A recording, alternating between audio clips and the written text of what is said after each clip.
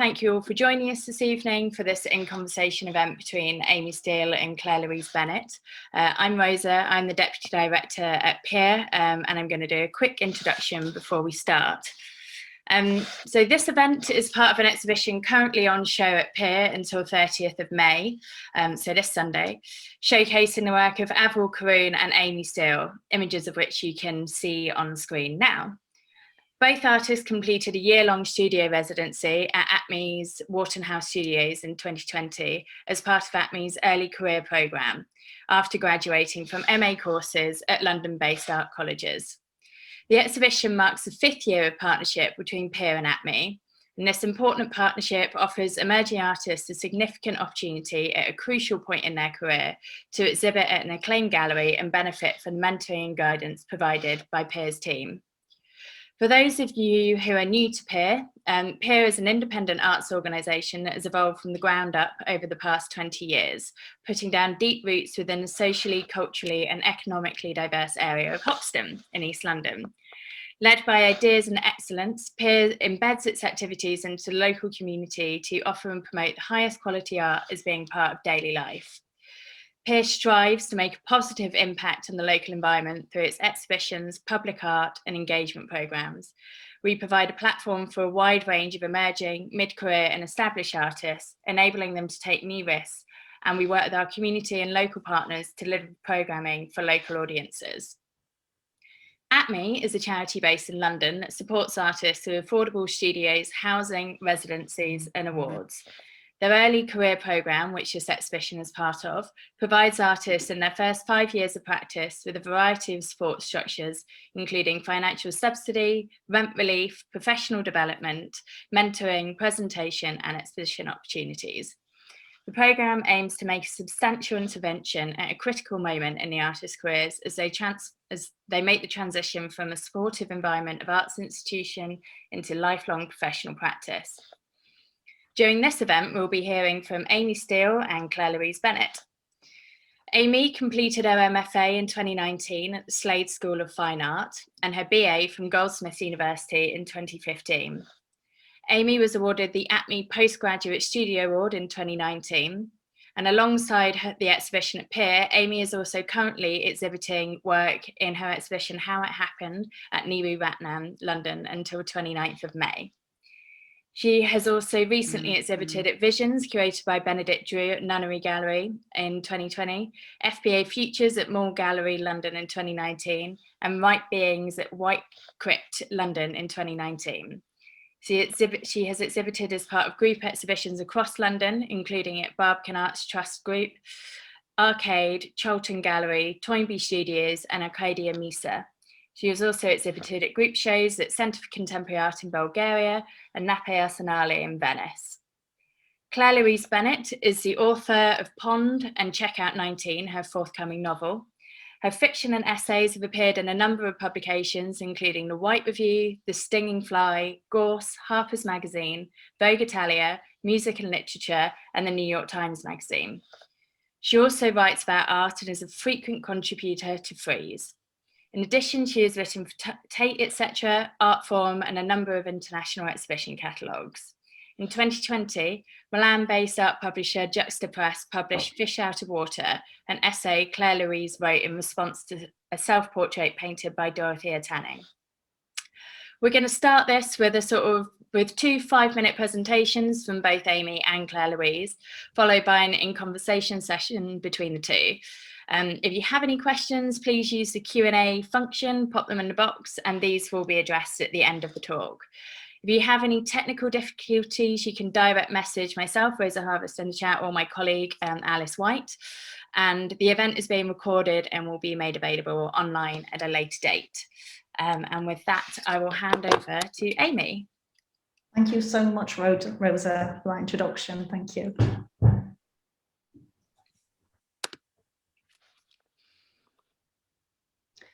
I have an interdisciplinary practice that moves between painting and performance.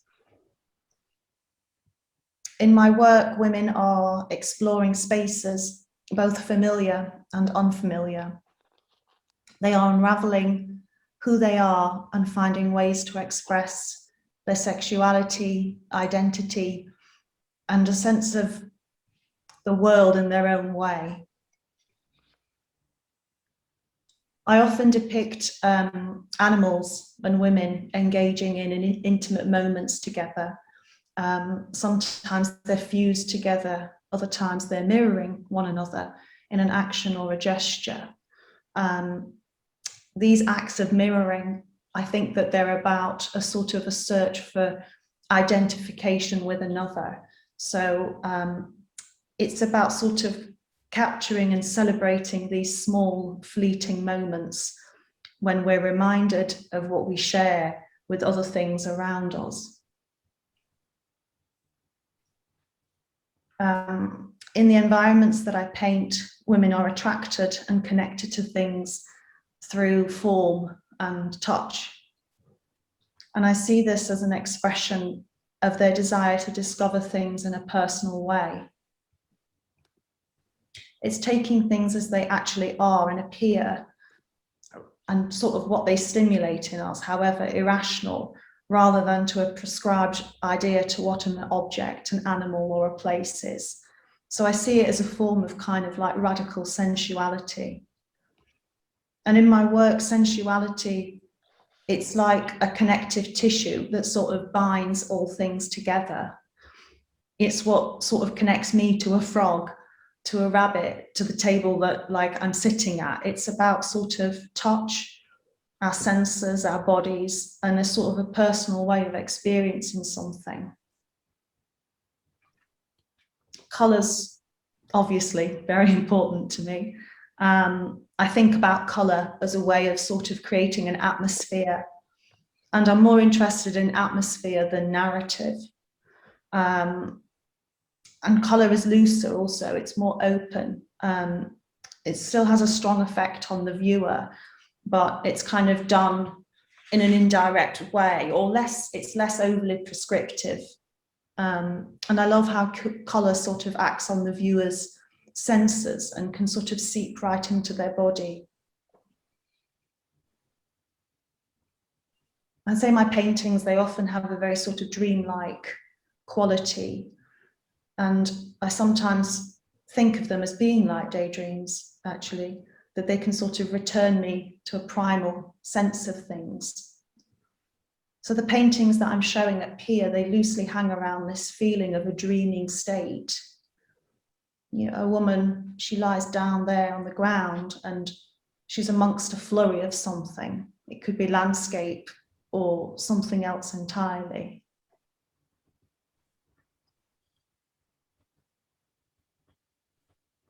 And then landscapes emerge and you get these different situations that are coexisting. Like there in the top right, is that the memory of birds? There on the rabbit, that woman, is she in the same moment of time as the woman with the squirrel? There's lots of different situations of time existing in the one painting. And the bodies slowly become softer through the exhibition, and flamingos take center stage, and everything sort of transforms as they do, from these like white, grey, feathered birds into these pink, red beings.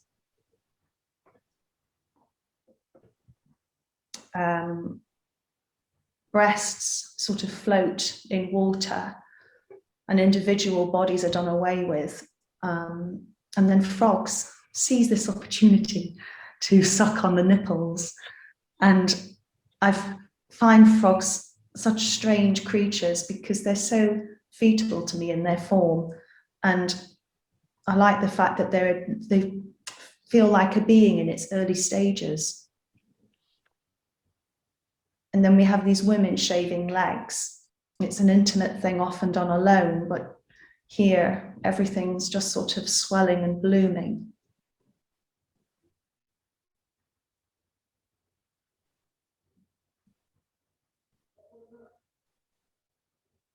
Thank you, Rosa. Okay, thank you, Amy. I think we'll hand over to Claire now. I'll just get your images set up, Claire. Oh yeah, okay. So Amy asked me to read a particular section from Pond. And I said to her today in an email, actually, that I haven't read from Pond or done an event really around Pond for quite some time now. It's been a few years. It's actually about 6 years since Pond first came out, which in publishing terms is like a really long time ago. I guess it is quite a long time in any terms, maybe. And it's been quite pleasant in a way to kind of look back at it, because I'm not just looking at a book. I suppose I'm re-encountering a certain period of time in my life, a very specific kind of time in my life, and I mean, that's what any work of art is. I suppose it's as much as what it's about, it is also capturing the time that you made it in. And also what I'm encountering is the, I guess, the state of mind I was in at the time. That's very evident as I read through it and kind of looking at how my thought processes were, I suppose, which is kind of interesting too. So here we go. Anticipation, when it occurs, often makes me animated and expansive, as if I am perhaps reviving and honing my senses in preparation for the awaited object. Yes, indeed, the world is a scintillant and fascinating place when a half-remembered mystery leans within reach. He stayed for an hour and we talked about the 3 sons and renting apartments abroad and the recent success of a mutual friend. And now and then he expressed deliberately autocratic views in order to rile me, but in fact he was wasting his time because I could not be offended. On the contrary, I found a great deal to be amused by, and it might be that my irreverent attitude threw him. Some people would much rather make you cross, it seems. We may have mentioned Christmas, I do not recall. Even after he left, I did not go to the bag directly. I took his emptied glass and the wine cooler out to the kitchen. I arranged the wood he'd kindly given me. I hung up a coat.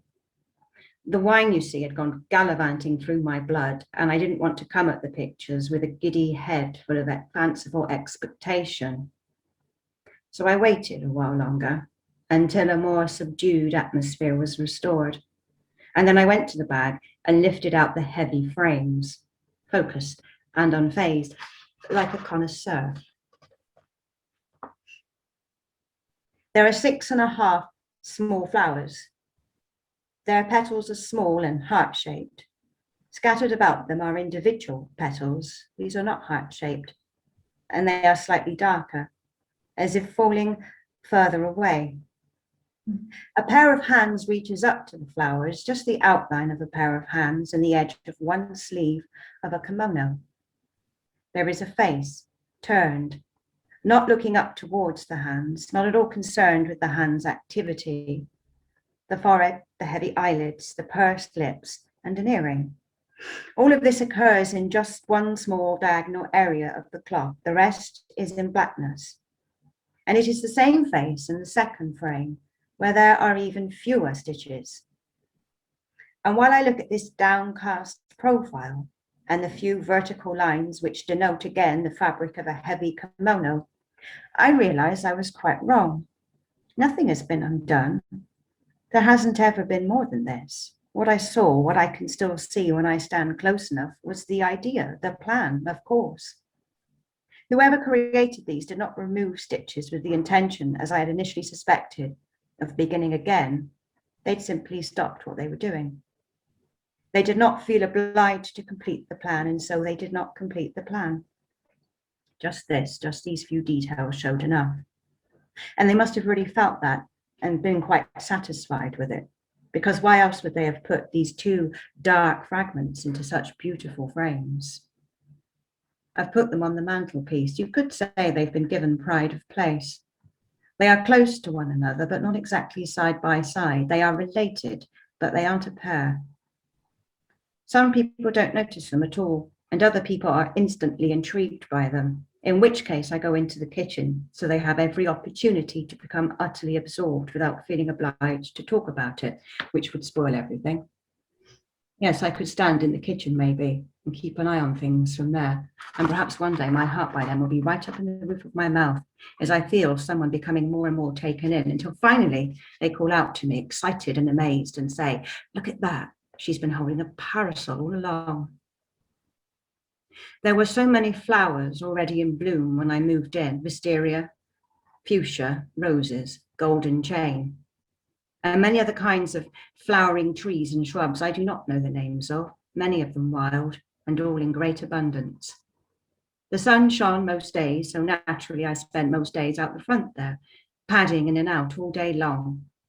And the air was absolutely buzzing with so many different species of bee and wasp, butterfly, dragonfly, and birds, so many birds, and all of them so busy, everything, every plant, every flower, every bird, every insect, just getting on with it. In the mornings, I flitted about my cottage, taking crockery out of the plate rack and organising it into jaunty stacks along the window ledge, slicing peaches and chopping hazelnuts, folding back the quilt and smoothing the sheet, watering plants, cleaning mirrors, sweeping floors, polishing glasses, folding clothes, wiping casements, slicing tomatoes, chopping spring onions. And then, after lunch, I'd take a blanket up to the top garden and I'd lie down under the trees in the top garden and listen to things. I would listen to a small beetle skirting the hairline across my forehead. I would listen to a spider coming through the grass towards the blanket. I'd listen to a squabbling pair of blue tits seesawing behind me. I'd listen to the wood pigeon's wings whack through the middle branches of an ivy-clad beech tree, and the starlings on wires overhead, and the seagulls and swifts much higher still. And each sound was a rung that took me further upwards. And in this way, it was possible for me to get up really high, to climb up past the clouds towards a bird-like exuberance, where there is nothing at all but continuous light and acres of blue. Later on, towards evening, as it got cooler, I would snuggle into myself a little more and listen less and less, so that very slowly I returned to dusk and earth. And then I'd soon begin to feel very hungry indeed, so I'd sling the blanket across one shoulder and head back up to the cottage to start dinner, which would frequently involve broad beans, lemons, perhaps some spinach, and plenty of chopped walnuts and white cheese. Chopping, morning, noon, and night, it seems. How I love to chop. Within these deep stone walls, the sound of a large knife pounding against the chopping board is often mellow and euphonious. Like a lulling chant, it charms and placates me. Other times, late evening especially, the blade's keen reverberation is more rugged and insistent, and I have to make a concerted effort to keep my eyes down and my hands steady. I go on with my guillotining and methodically par down this robust gathering of swanky solanums until they lose colour. Chopping, taking it all to pieces, in a kind of contracted stupor, morning, noon, and night. Try not to pay any heed to my reflection in the mirror as I do so. I can't stand that. Above all, I can't stand to see the reflection of my waist, winding back and forth, there in the mirror just to my right, looking as if it might take flight, when I know very well it can't. Wow, thank you. You're welcome, Amy. That was amazing. It was amazing to hear you read it. Obviously, I've read it so many times, but it's different. It's different hearing your voice say it. Yeah, thank you. It's really special. I just thought I should give a tiny bit of context to everyone in a way of, I first read a few years ago, Pond. It was actually my sister, she gave it me, and she just wrote a note that said, "You're going to love this." And that was it. And she was so right. I just absolutely loved it. And when this opportunity to do this event came up with Pia, I knew that I really wanted to ask you, and I'm honoured that you agreed to do it. And so just for everyone to kind of be in on where we're at, it's kind of like, so me and Claire Louise have known about this for a couple of months, let's say, and we've sort of been sharing snippets of thinking with each other, bits and bobs, images, stuff like that. But now this evening all together is the time that we really get to get in and flesh out and talk themes and content and stuff together. So yes, should I kick off? Let me jump in. Yeah, because we haven't spoken. We deliberately didn't speak, or I don't know what you're gonna ask me. You don't know what I'm gonna ask you. So yeah, no, we're like champagne bottles, aren't we? And it's like tonight. a little bit. Yeah, so something, I've got a quote here, because this, when I read this, I was so floored by it. It's a sentence that comes a little bit actually before this section that you've read. And it says, okay. You write here, that the desire to come apart irrevocably will always be stronger than the drive to establish oneself. And I found that so profound when I read it. And I was thinking about that in relationship to this section of text where you sort of, you know, you describe this woman on the ground and that she can kind of feel the beetle on her hairline. She's listening deep. There's like the blue tits, and then she's going up and she's sort of communing high up with the birds. And I was kind of like, I was curious about that in relationship to this idea of this coming apart, this desire to come apart. And I was like, do you see, is it something that the character is trying, there's a desire to kind of leave her body? Or is it more of an idea that sort of, she's a fragment, like everything else is a fragment. And it's sort of about her somehow being dispersed and not being this solid thing, and like an element or something. And I wondered if you could talk a bit about that. Yeah, well, that her lying down like that and whatever it is she's experiencing is not unlike the painting you're painting, not 5 minutes from home. I think there's definitely certain affinities there. That struck me when I saw that painting. Mm-hmm. So I mean, there's a number of things going on, really, because as I said, I mean, I did write at a particular time in my life, and it was a time when I had come out of academia, and that first chapter relays some of that. It's kind of based upon that experience. And academia, or particularly what I was doing then, I don't know, you know, I can only speak for myself really, but it encouraged a way of thinking where you are verifying things, you're giving things context in order to be persuasive. And to, you know, to ultimately give weight to whatever your thoughts are. So there are these things, yeah, giving weight to, giving substance to, being, you know, kind of emphatic, and it's got to be kind of watertight, you know. So there's all these things kind of going on, and I think that sort of mode of thinking after a while just didn't suit me. And I got kind of fed up with having to sort of contextualize every, you know, thought. And it's good to some degree because it makes you rigorous and so on. But after a while, you think, I just want to be able to just say something off the cuff. I don't want to have to keep contextualizing it. It's getting on my nerves. I don't feel free. You know what I mean? Yes. So I think there was a need then to stop doing that. I'd been doing a fellowship for about 3 years, and I didn't know whether to continue with it. I ran out of funding by this stage, so that gave me pause, you know. And then I just thought, well, maybe actually this, you know, this is a bit of an elaborate plan B. You don't particularly want to be an academic anyway, so and you're spending an awful lot of time, you know, because you'd have to. And I found it very, very absorbing. I was studying some really, really interesting things. But I wasn't really writing a PhD. I wasn't really writing a thesis. You know, I just kept reading and reading and reading, making notes on all kinds of things, making my supervisor crazy. She was like, you're just not, you're not narrowing it down. And I wasn't really narrowing it down, because you'd find out something else and off you go with, down another path. So the whole thing, I suppose, just didn't really suit me and how I think at all. So it was kind of crunch time, and I just thought, well, I'm gonna just give this up, actually.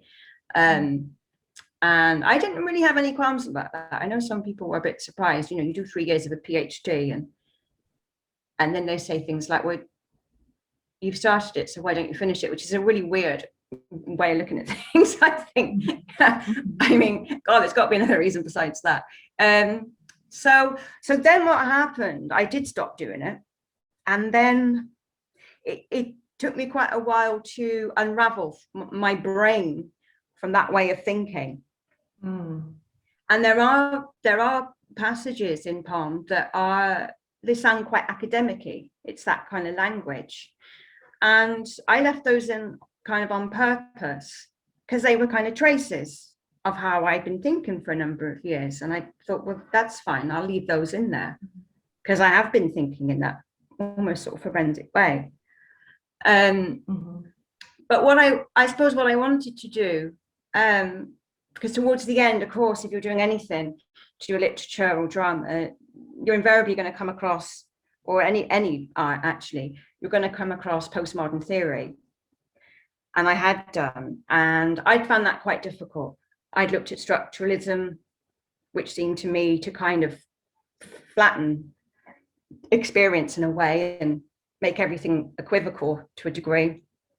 I looked at post-structuralism, which I kind of just lost me.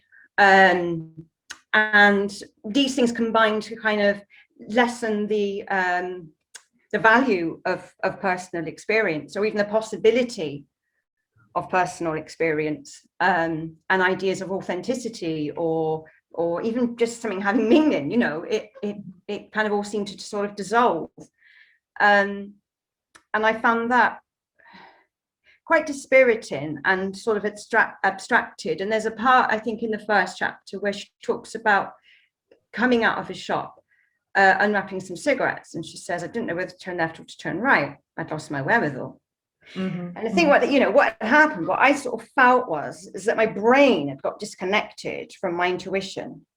Like, my intuition was way off. I was making all kinds of quite strange mistakes in my personal life. I wasn't reading things properly at all. It was quite strange. Now, I'm not saying that, academia is whatever, a disconnected, entirely cerebral thing. It suits some people. They do very well at it, and they can integrate it into their kind of whole. But I found it very, very difficult. I couldn't integrate it effectively at all. So as a way, I suppose, then to get back into the world, I guess I just began to focus on things so much more. And towards the end of the PhD, I was looking at phenomenology. And I thought, well, thank God for this, because, of course, phenomenology is very much focusing in on personal, direct experience in the physical world. Regardless of theoretically we exist or not, well, we do, because I'm experiencing, like, my body in space and in time. And that was the really refreshing thing about phenomenology, because it was saying, well, that's important and that's enough. And it's the lived experience that we want to look at. And so excitingly then, what coincided with this happening was I moved into a cottage. And it was the first time in my life where I lived in a whole house to myself, on my own. I lived alone in bedsits and stuff, but this was like it was like the quintessential Gaston Bachelard house. I mean, he says, you either live in a castle or you live in a cottage, right? And I agree with him. Like, anything in between is a little bit like unsatisfactory. Really. And so I was living in a cottage, and they talk about a phenomenological experience. You cannot help but notice and feel an absolute pleasure in living somewhere like that. And as I said, most places I'd lived in prior to that and since are places, they're rented places. So you're constantly kind of making do in a way with where you're living, and turning a blind eye to certain aspects of it, and making the best of it, really. Whereas here was a place that was just actually beautiful and actually itself. And I didn't need to impose myself upon it whatsoever. And in fact, I found it imposing itself upon me. That was the interesting thing. I felt like I was receptive to it. It was very old. It was way older than me. It had its own history, very different history from my own background. So I really did feel like I was passing through it in a way. And I was mindful of that too. Mm-hmm. So I didn't go kind of fussing about, really. I took down some kind of fussy curtains. That was about it, because they weren't really necessary. I mean, they were not necessary. The windows were tiny and the walls were like 4 foot thick. There wasn't much light in there at all, you know. A friend of mine said, you've moved into a cave. And it was a bit like a cave, because it was built into the side of a hill. So the road was above it. A dwelling place. Yeah. Yeah, and it was kind of, it was quite strange, and it was quite a dark space as well, actually.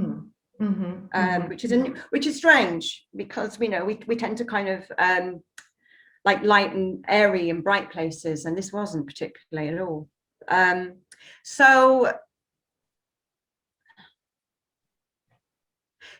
that was, I suppose, then a kind of an unraveling, a kind of coming apart, a kind of a loosening of things from those sorts of frameworks and structures of meaning that had been in place.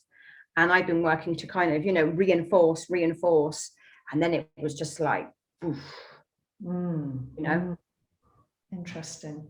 Mm. Yeah.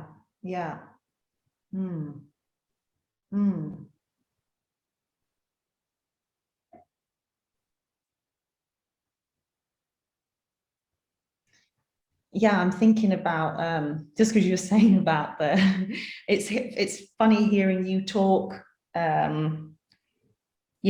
just as you've now commented on the curtains and things like that, because there's this and there's an amazing, you've got like an amazing sense and observation of like objects and stuff, like your whole surrounding, everything feels like you're so, I'm saying you, and can't somehow detach you from the person in the book, which of course is not necessarily you, but there is this thing of like the character in the book, I should say, then, she's so sort of in tune with everything. But it's kind of like, there's a whole passage where she's talking about a kind of ottoman and how she's hosting this party, and she kind of can't wait to kind of like sit on this ottoman, and but she can't make it obvious to the guests, so she's sort of having a whole inner dialogue about this ottoman and like anticipating it.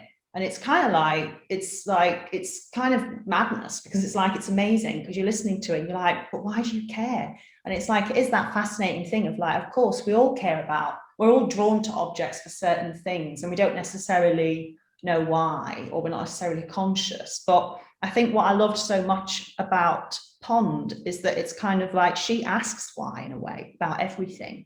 It's kind of like there's a real mix in the book, which is interesting. What I didn't realize this of what you're saying about academia, because there's such a mix where she's kind of like, on the one hand, really heady, and she's so kind of observing everything around her, from the nitpicking to kind of, very,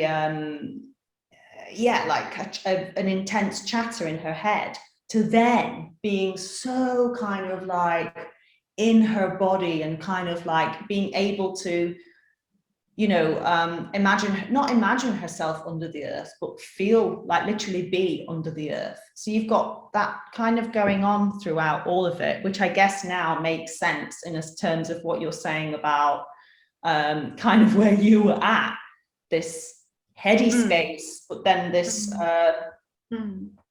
what you were saying about going into a very deep kind of intuitive state that you said you were felt out of sync of. And it feels that, so, because I think that's what's so interesting about the book, that it's not just like, nature and sex here, kind of, you know what I mean? It's not. Sorry, we love Virginia Woolf. I don't know why I used that as a reference. No, but you know what I mean? It's not just like, I think the character says it like hammy nature or something like that. It's that deep desire mixed with all of this, you know, heady, cerebral, and that's what's incredible about it. It's interesting to hear that was obviously what was going on in your life. Mm-hmm. I suppose it's just that level of awareness that you do.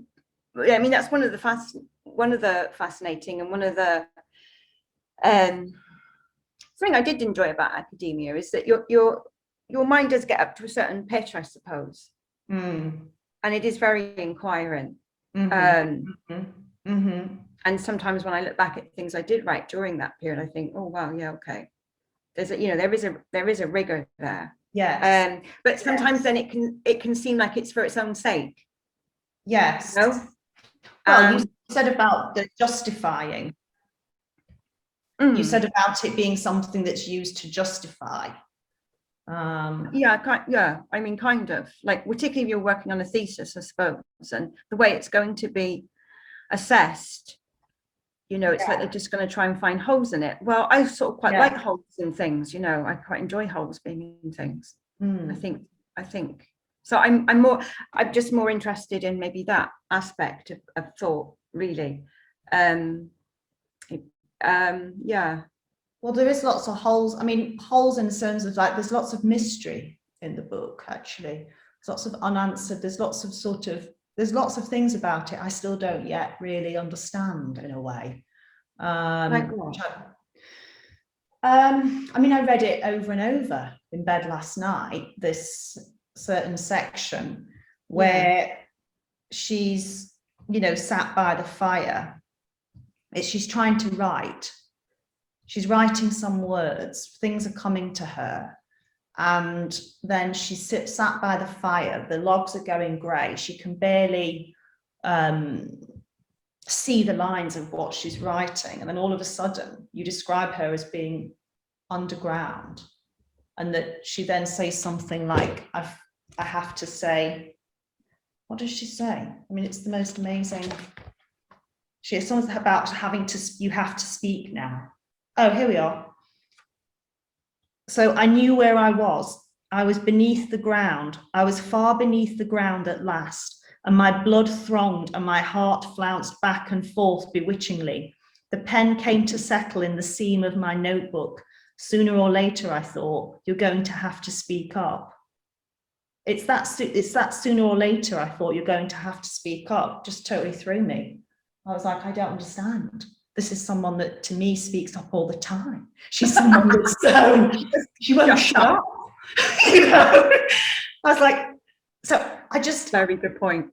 It just there's so many things about it that just create mystery that feel they're obviously obvious to her, but I still felt very I was floored by it, as I am lots of things in it. Yeah, and there is this thing about soil and wanting to get sort of in the ground or in the earth, and thinking about the ground in that sort of catonic sense of like it's underneath. And I suppose that's always sort of fascinated me a little bit, because there's loads of like underneath. There's thousands and thousands of miles. We don't really know what's in there in a way. You know, it's kind of huge. Yes. I can think about that for quite a long time, and what's inside all of that. And also it's that feeling, I think, of again, that state of pre anything particularly sort of defined. I've been reading just a little bit. I find it quite hard. I find Heidegger quite hard, but I've been sort of trying to get my head around this idea of Dasein again. And I think I found it hard actually, because of course you can't define it. That's the whole point. It just means there is, and that's it. There is, and I think that's a feeling that certainly I felt, and I think a lot of us feel when we're children. We are able to stand or lie or wherever and just experience ourselves existing. And it's such an amazing feeling, you know, when you just feel existence. your existence. Yeah. It is mine. That's what Heidegger says also, and Nietzsche is also. It's like it's existence and it's my existence. And I've always found that kind of fascinating, and I always found it somewhat regrettable then that we have to really start shaping that and identifying that. And there's numerous ways that we do that. And whenever I feel that happening, I always feel a bit, I'd be one of those that would sort of give up something. I think that as well. I think I gave up because I thought, well, I'm becoming an academic now, and I don't like the idea of being something then particularly. Something, I like the becoming bit, but then I just want to leave it in a way, Mm-hmm. And then after I had my first book published, I had a little bit of a wobble because I was a bit like, oh, now I'm this, it's kind of strange when you feel what you are being sort of defined, because it just feels sort of narrowed in a way, and then you feel like you're just sort of performing whatever that is. Becomes very performative, I suppose, in a way, and that sensation just existing is kind of compromised in the process of that. So I think this pull always towards the soil, which is it's just dark and it's mysterious, and you can just sort of, but saying that, I've got real fear of being buried alive. It's obviously well, no, I do, but yeah, do a bit. Well, in that she writes, she says about sort of feeling terror the whole day, just before that part where she's sort of talking about being under the earth. Yeah. Sort of discussing having a terror all day. But there's no she never reveals what that terror is.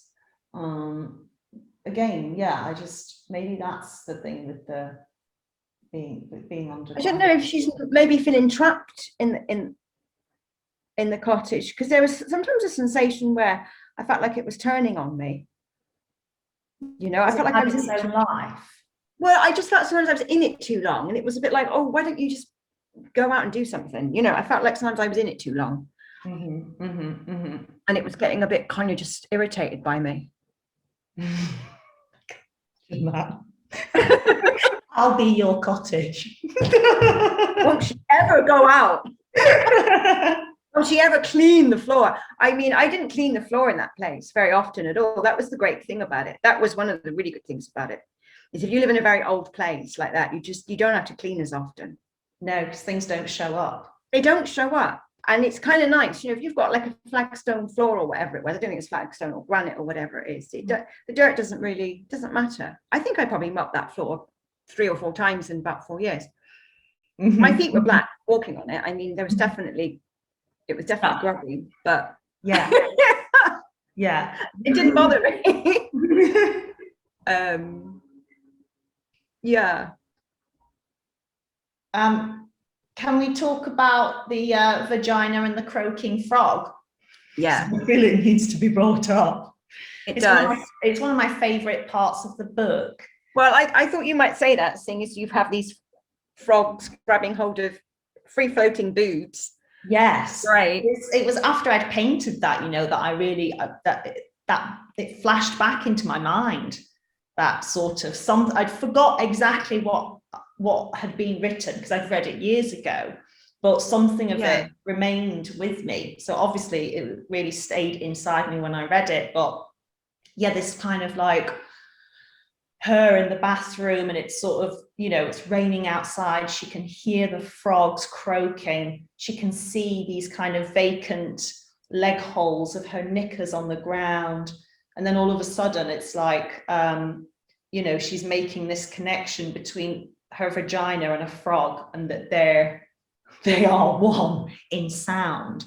And I just loved it so much, because I think I said in the introduction that I've always, frogs, they kind of have something of a bit of like a male stand-in somehow in kind of fairy tales and stuff, like the Frog Prince and stuff like that, but I always see them as being like these, babies, as being like fetal or something.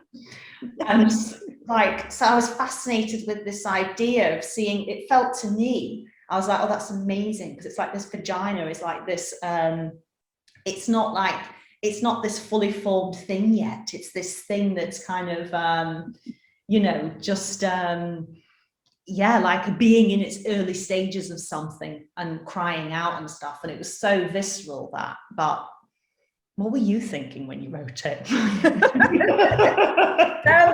That piece is a bit of a wild card. I think every book should have something kind of that's almost outside of it that sort of just comes in, and that's why it's called postcard, because it doesn't really belong to the place that everything else is. It doesn't belong to the cottage at all. That I wrote that when I was in France, that piece, actually, and I was drunk when I wrote that piece. Fantastic. And I came across it, and I was kind of putting together, and different things kind of attract each other, different pieces pull each other towards each other, and so on. And then I came across that piece, and I thought I really want to put that in, and I was like, but it doesn't really, and I thought I don't really care. It kind of does belong in some way to the world of Pond. And I wanted to put it in, and because one of the things is what I find sort of it's hinted at in this, and in very much in Morning 1908, is this kind of experience of desire, female desire. It doesn't have a male object. A lot of the time when we think about female desire, there's a man. It's about man. It's about, or to, or because, you know, wanting something specific. We don't often, but women just get kind of a bit horny or whatever, without anyone specific in mind, that you can just feel crazy kind of hot. And I think I think that frog sound was basically like the sound of a very frustrated vagina. Amazing. Quite frankly. She should have been, with it. She says, I should have been cavorting. You know, I've had a bottle frame on. It's crazy outside. I mean, you know, the shutters and blowing, and I've got this really kind of exuberant feeling, and the brass straps falling down, and, you know.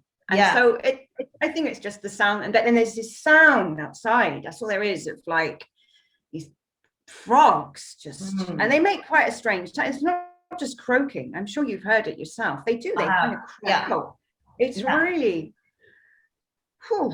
And if you're in a kind of a bit of a what would you call it, worked up kind of state, you know, you're going to make that connection.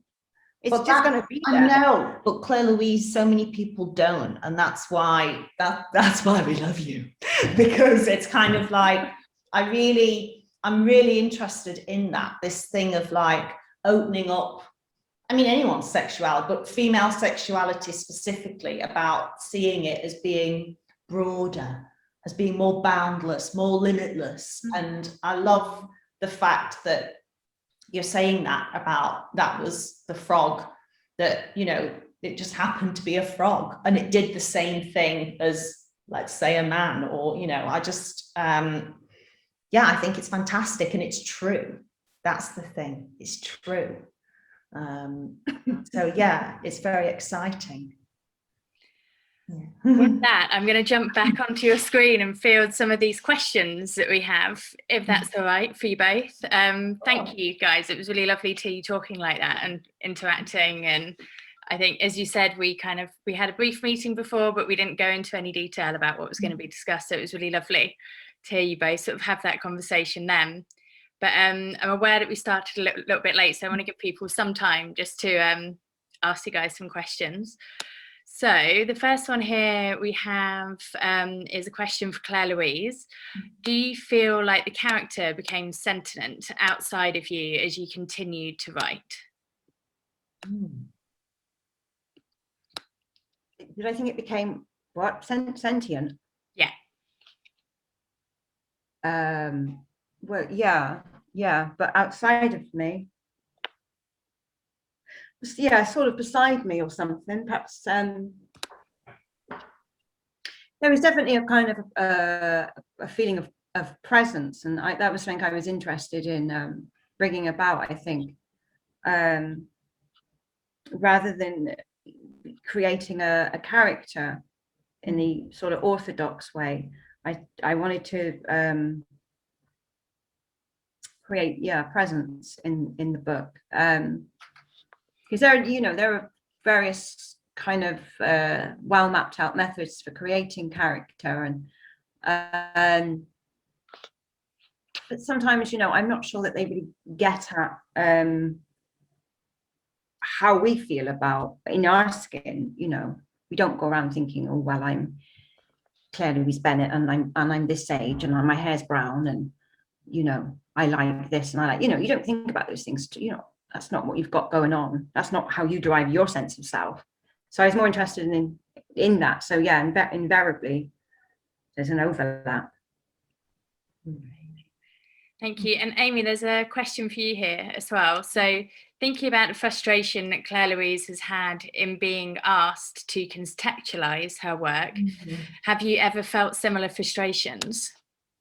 Oh, all the time. Yeah, I think that, well, I've not that long out of, education from institutions, let's say. And I think it's that thing of, I definitely felt very crippled by it for a long time, because I felt that if I couldn't explain what I'd done in a way that sounded intelligent, or like that I knew what I was doing, that it was that it wasn't valuable, that what I had made wasn't valuable. And whereas now I've let go of that, and I realized that I work the opposite way round, actually, that I make something intuitively a lot of the time and sort of not actually really knowing why. It's like the things that I make are clues to actually going in then to go, why am I making this? Why? And to start to build, yes, of course, some kind of understanding, maybe about themes or things I'm interested in. But yeah, so it's sort of it's working in an opposite direction. Yeah, actually, it's interesting when I've spoken to you about your work as well. We kind of spoke quite early on about not wanting to be too prescriptive in the narrative. And then I've kind of said to you ideas or things that come through to me about the work, and you've kind of gone, oh yeah, I haven't seen that before. Yes. It's nice that you have that openness about your work, I think. Yes. Okay, there's another question for you both here. Can I ask how you both keep testing and pushing the boundaries of your work? How do you remain brave? Yeah, it's a really important one. I think a big one is actually for myself, I don't know what you think, Claire Louise, but I think a big one is doing it when embarrassment's a big thing. And I think it's trying to work with that. And, being embarrassed about being too honest, being embarrassed about being childish, being embarrassed about, all those things I think are fears that I have. So that's the type of, but actually they're very important. They're probably one of the most interesting things about my work, because I'm so afraid of them, because they're so it's kind of, it's pushing, it's not necessarily pushing, but it's always being willing to share those things. And I think that's part of pushing the boundaries in a way of that. I was curious, Amy, because is this the first exhibition that you've had of painting? Yes. And what's that been like? It must feel quite different. Yes. Yes. I've not fully processed it, because it's not the end as well. But I think it ties into the thing of bravery in terms of, I came to painting very late in terms of, let's say, starting it on my master's in that second year. Okay. And I just went for it, I just flew myself into it, if you like. And I think that was sort of listening to something that I knew that I just had to do, because there was like this feeling of a desire for it. So and what does it open up for you then, do you think? Oh God, everything. Everything. Yes. Really?